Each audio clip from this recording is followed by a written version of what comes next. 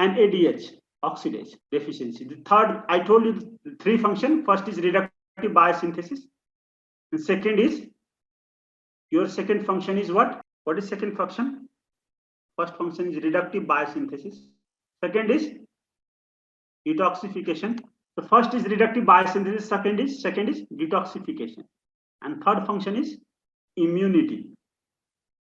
Immunity and hormone synthesis by NADPH oxidase. So we will talk about the disorder of this third. So you can see NADPH oxidase is very important. It actually produces free radical. NADPH oxidase produce free radical, and that free radical is utilized for various purposes, normal function in our body. The same NADH and ADPH actually detoxify free radical.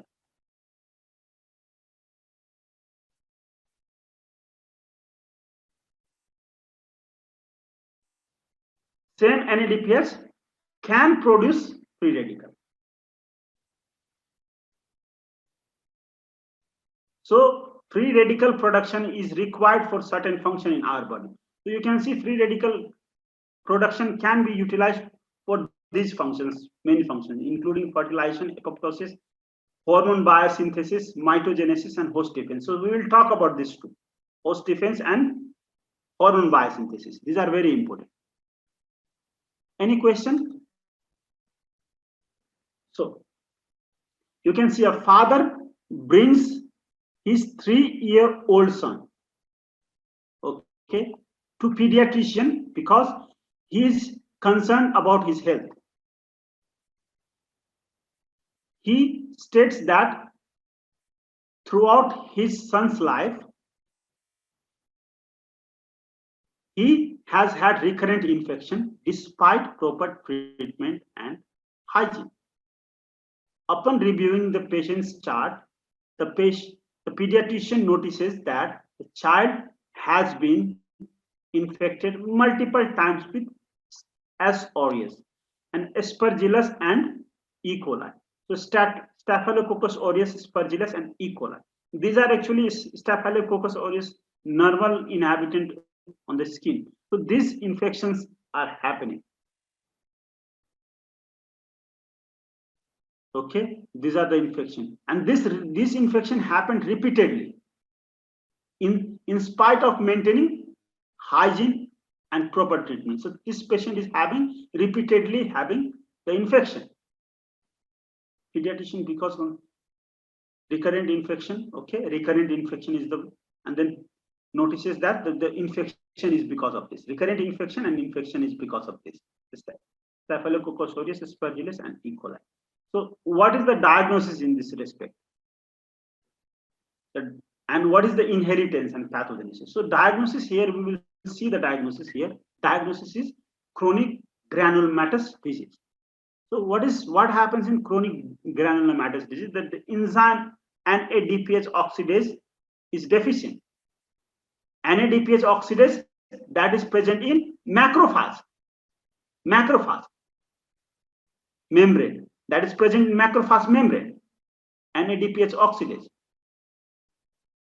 So this is absent. This actually enzyme is deficient, and because of this deficiency of this enzyme, macrophage is not able to produce free radical, hypochlorite free radical. And this hypochlorite free radical, I told you, is utilized to damage, to actually kill the bacteria.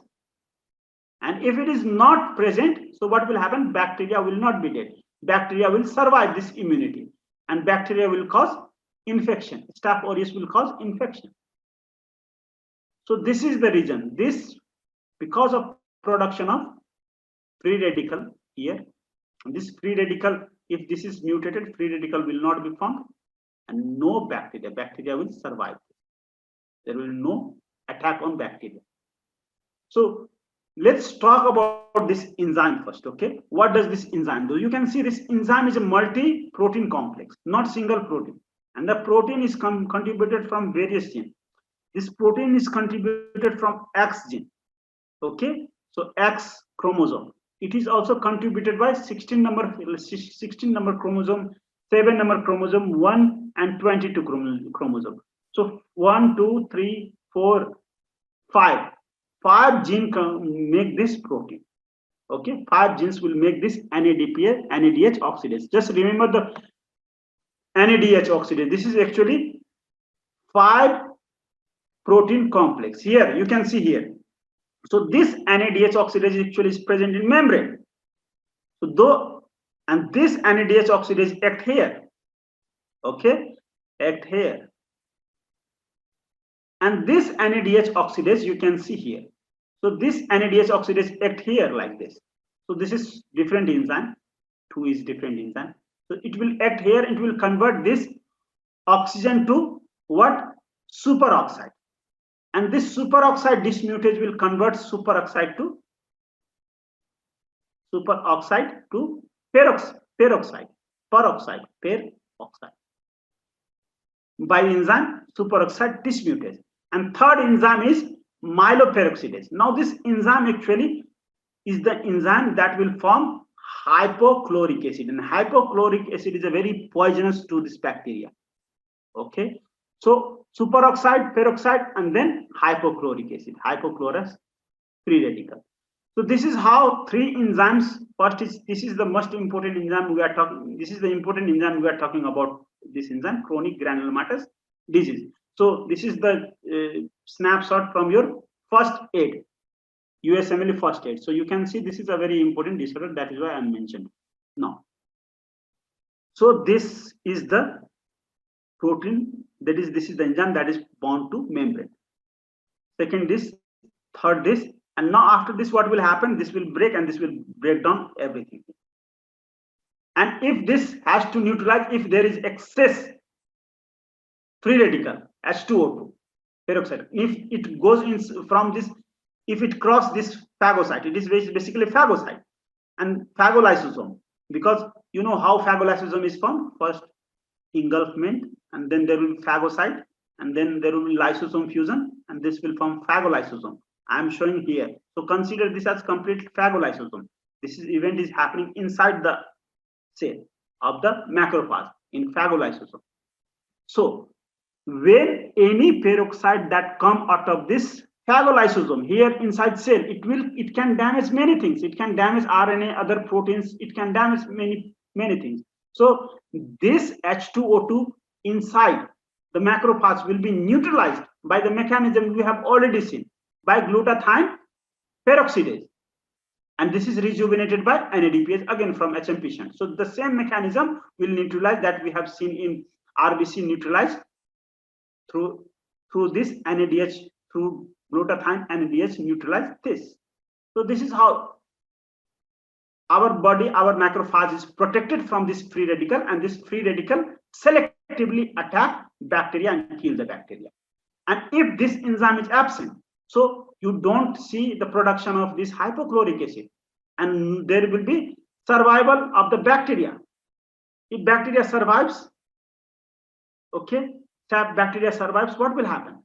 When bacteria survives, this bacteria will cause this problem, repeated infection by Staph aureus, Aspergillus, and E. coli. You can see something here. No, these are very, very important points you can go through. So glutathione oxidase is required, selenium ion inside it. So this is glutathione peroxidase is enzyme that requires selenium as element, your nutrition. So micronutrient selenium. So this glutathione peroxidase and reductase both require selenium. So here you can see selenium, and you can see this hypochloric acid. Hypochloric acid. Do you know about bleaching powder? Yes, sir. Yes, you know bleaching powder. Have you smelled the bleaching powder? Do you know the smell of bleaching powder? So bleaching powder is basically calcium hypochloride. This is the hypochloride is there that will cause actually bacterial death of bacteria. The bleaching powder also have this hypochlorite, and the same bleaching powder is produced through this process. You can see bleaching powder. You can see how your body is producing, your macrophage is producing bleaching powder. So it will bleach this bacteria, cause the death of this bacteria of hypochlorite. So that is how I have correlated this bleaching. What is this hypochlorite? Hypochlorite is bleaching powder. So this, you must have smelled the chlorine. The chlorine is the smell of chlorine, chloride, and this bleaching powder is same. So this is the same thing here formed in our body in macrophage. So you can see the presentation, the very big presentation in this condition. You can see osteomyelitis, okay, bone infection, and then frequent and difficult infection that is very difficult to treat. The infection that is very difficult to treat, and you can see here in the question, despite proper treatment and hygiene. The infection is happening despite proper treatment and hygiene. So that is what refractory infection. You can call it refractory and frequent infection. So infection are like pneumonia, can be infection in swollen lymph node. Lymph node will be swollen. Gingivitis, non-malignant granulomas. That is why this is called granuloma, chronic granulomatous disease. So the presentation, you will see lymph node enlargement here. You can see very large lymph node, because see, there is no good mechanism to kill this bacteria. There is no production of hypochloric acid by macrophage. Because of that, what will happen, the body will overreact with the situation, and very high, the lymph node will be very large. So infection will be there and over inflammation. So infection plus over inflammation, you characterize this condition. You can see first drainage, big swelling, big lymph node, axillary lymph node, cervical lymph node, and you can see inguinal lymph node swelling. So big lymph node swelling will be there, and infection plus over inflammation because of deficiency of production of this hypochloric acid. And the bone scan, chest X-ray is utilized for diagnosis. The complete blood count is done. Flow cytometry, you will do flow cytometry test. This nitrotoluidine test is very important. So you will see, if you do this test, you will find negative this test, because this hypochloric acid is oxidant. When you add this dye to here, so this nitrochloric acid will actually bleach this dye and it will produce color. Okay, but if this is not there, so color will not be produced. So you will see negative. Okay, nitrotoluidine, nitroblue tetrazolium test is negative. So this is one of the important characteristic tests you can do for this patient. And inheritance is, I have told you, the protein derived. Yes. Please, I don't understand the NBT test. Please, can you repeat again? This test? This test? Yes, sir. NBT. So this is nitroblue tetrazolium. This is called redox dye. Redox dye. What does redox dye means? When it is oxidized, it will change the color. Understood? Yes, sir. And NBT. What is oxidizing agent here? Here is hypochloric acid, hypochlorous ion. It will change the color in normal condition. Can you see the change in color? Black color? Yes, sir. But when this is absent, NBT, you add NBT here, but this is absent. So do you see change in color? No. No change in color. So that is what you can see. So this is a very important test. And in chest X-ray, you will see large lymph node. You will see, because of swelling of lymph node, you can see large lymph node swelling. And then blood count also, you will see differential, like different type of blood count. So WBC in macro monocytes will be high, but ineffective monocytes. So this different type of, and flow cytometry is also done to find out, differentiate these blood cells. Main important here is nitro blue tetrazolium test. So remember at least this. Okay. This.